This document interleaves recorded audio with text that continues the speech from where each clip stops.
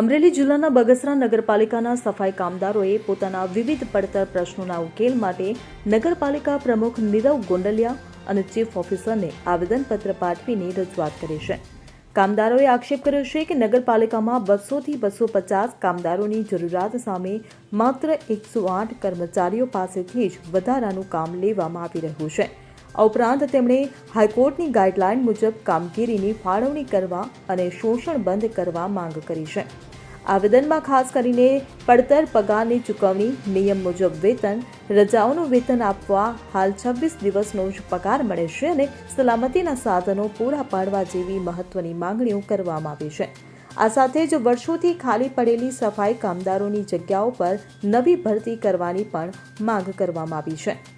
હું નીરવ ગોંડલિયા, બગસરા નગરપાલિકા પ્રમુખ. આજે સફાઈ કામદારો વિવિધ પ્રશ્નો સાથે મને આવેદન આપ્યું છે. અમે લાગતા વળગતા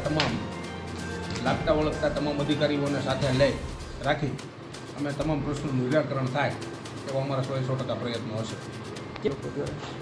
મુદ્દાઓ તો આગળના એવા છે ના સાધનો લેવા, બીજા ત્રીજા કોઈ પગાર લેવલના પ્રશ્નો છે, એ પ્રશ્નોના અમે નિરાકરણ કરવા. મારું નામ હું બગસરા વાલ્મીકી સમાજના પ્રમુખ હસમુખભાઈ જયરામભાઈ કુંભાર. હું મારા સફાઈ કામદારોના વિવિધ પ્રશ્નો લઈને પ્રમુખશ્રીને આવેદનપત્ર લેવા મેં આવ્યા હતા.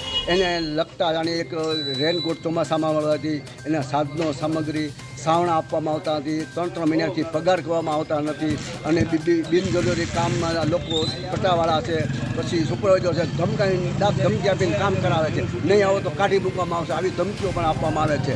અને દરેક કર્મચારી વયમર્યાદાને કારણે નિવૃત્ત થયો એવો પરિપત્ર છે કર્યો છે, ઠરાવ કર્યો છે, છતાંય અમારા નિવૃત્ત કર્મચારીને કામે લેવામાં આવતા નથી અને એના વારસદારને પણ કામે લેતા નથી. અને ઓફિસ સ્ટાફમાં જેવા કોઈ બિનજરૂરી હાવ કામ છે એવાના પરિપત્રો નથી, કાંઈ નથી. અને પેન્શનો ખાય છે છતાંય એને પણ નોકરીમાં લેવામાં આવ્યા છે. આ નિર્ણયમાં અમારો જો 8 દીમાં આનો નિકાલ નહીં આવે અમારા પ્રશ્નોનો, તો 8 દી પછી અમે તમામ સફાઈ કામદારો હડતાળ ઉપર જવાના. અશોક મડવર સાથે CN24 ન્યૂઝ અમરેલી.